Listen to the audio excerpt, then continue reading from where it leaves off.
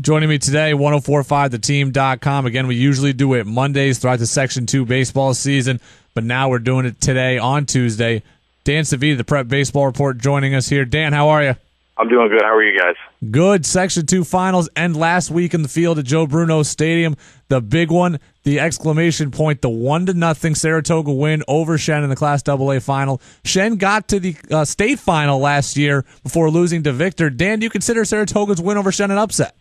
I do consider it an upset just because the firepower that Shen has, although they've stumbled a few times this year and had some head scratches with their offense, but I think Saratoga is a great team, and they're just one of those teams that willed themselves to win that game. So I do think it was a little bit of an upset, but Saratoga's strong, and they're going to do well, I think.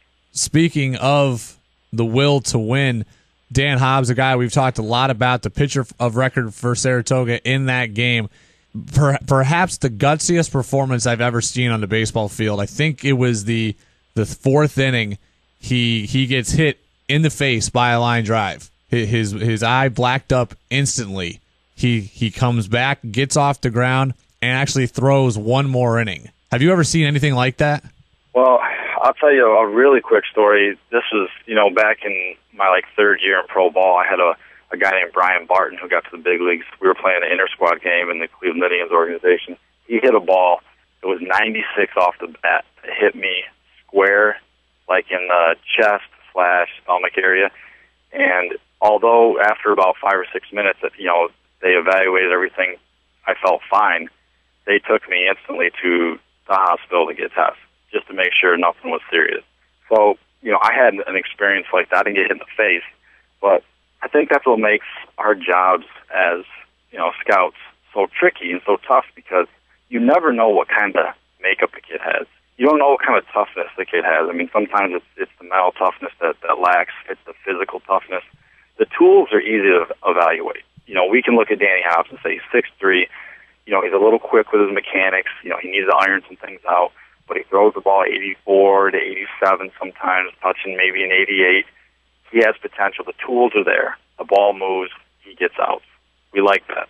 But when you see the toughness that a kid has, that takes his stock and elevates it so much.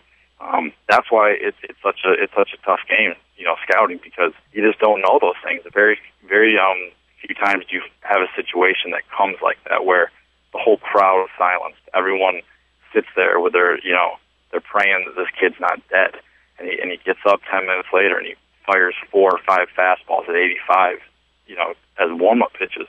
It's just insane. It was one of the craziest things my scout up in Albany has ever seen. He said it was, in the last 10 years, it was, probably the greatest pitching game to watch. I talked to Danny Hobbs a couple of weeks prior, and he said, listen, I won't lose to Shen if we get there. That's great that the kid says that, but, you're facing arguably the best pitcher in the East Coast in the 2016 class in Vanderbilt commit, Ian Anderson, whose first warm-up pitch was 91 miles an hour in a warm-up pitch. So, for him to go out there and just will himself no matter what happens, especially getting hit with a line drive in the face, and to continue going another inning, it just shows what kind of toughness this kid has. And if I was a college coach anywhere in the East Coast, this kid would be on my radar hard right now.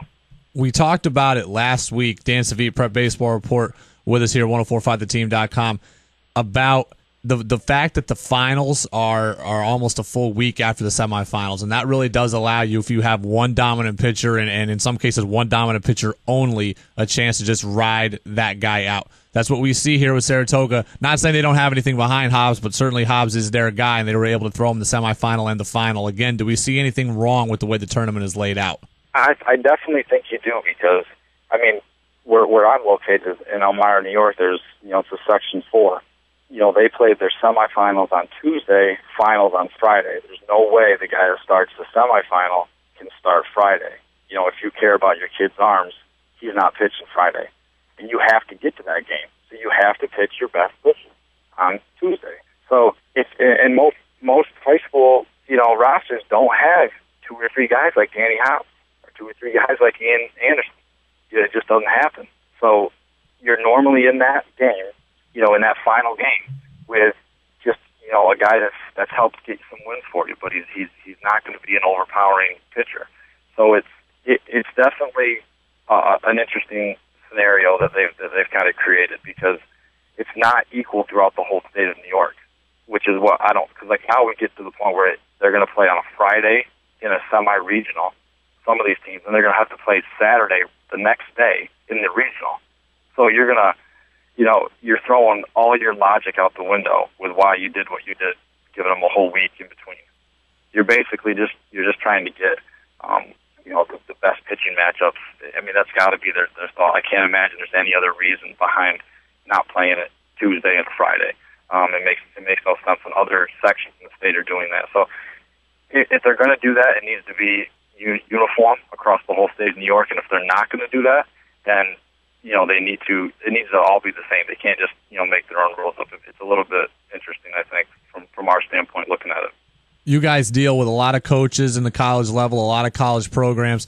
Cortland State wins the Division III national title. I'm sure you've got a lot of guys who have gone through your events that are going to Cortland. But how cool is that? How good is that? How big is that for this region, baseball-wise, to know that a New York region school can win the national title? Well, I think it puts a perspective on how good college baseball really is. I mean, that's a Division III program, and most people that don't understand, baseball from the inner workings, that there's some really good Division III baseball. Now, yeah, there's some bad, but there's some bad Division I baseball. So it doesn't so much matter what division it is. And these kids, I try to talk to them about it. I say, listen, there's schools like Cortland, like St. John Fisher, like Ithaca, like Oswego. These are good Division III programs where players can get drafted. Cortland has guys get drafted all the time. We have 4 or 5 guys from our events last year that are going to Cortland. Now, you just won the national championship. It's the Division III level. That's a huge honor. That you should be so proud and excited to go and get into that system.